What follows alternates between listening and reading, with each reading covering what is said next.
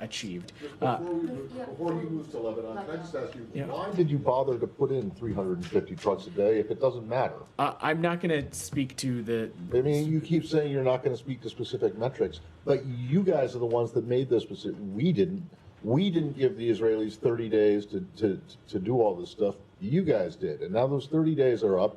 And as you heard from everyone so far, and these aid groups that came out last night, they haven't met them. And all of a sudden you say that the metrics that you put out don't matter. I had never said that they don't matter. What I said was. You said rabbit hole. I mean, these are metrics exactly like you put out. It's not a rabbit hole. Meaning I don't want to take up time getting into a specific tit for tat on like truck numbers. Well, then why did you let them in the letter? You can't take those time. metrics, it's really the metrics and the number of, let me just be very clear, the metrics and the number of trucks getting into Gaza every day absolutely matter. It is, I said that to him because I did not want to get into a specific technical conversation on inflows and outflow flows. I don't have more updated numbers for you beyond the ones what I said to Tom.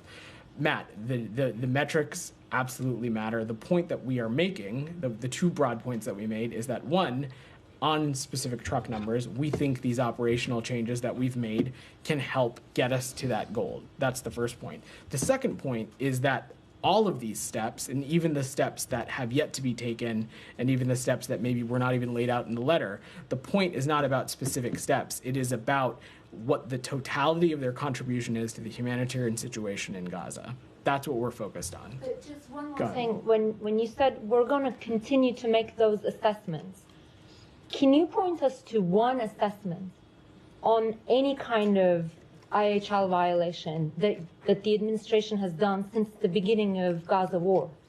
Humaira, since October 7th, when we have seen certain things take place that are inconsistent with perhaps maybe how we would have gone about such a endeavor, or they are inconsistent with international law, we have raised those and addressed those specifically. Oh, you have seen things that were inconsistent with IHL?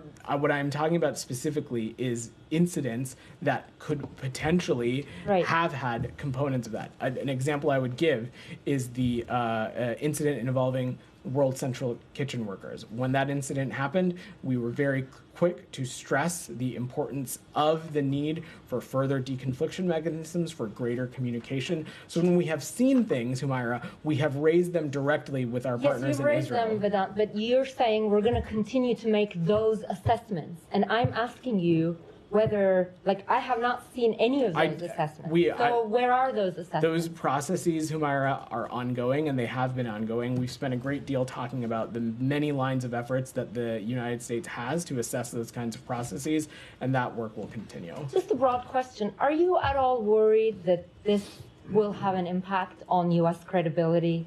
You have clearly put out a letter, laid out specific criteria, and gave a specific deadline. And right now, you are basically not making an assessment line by line, or you're effectively saying, oh, that deadline was just to encourage them to take some steps.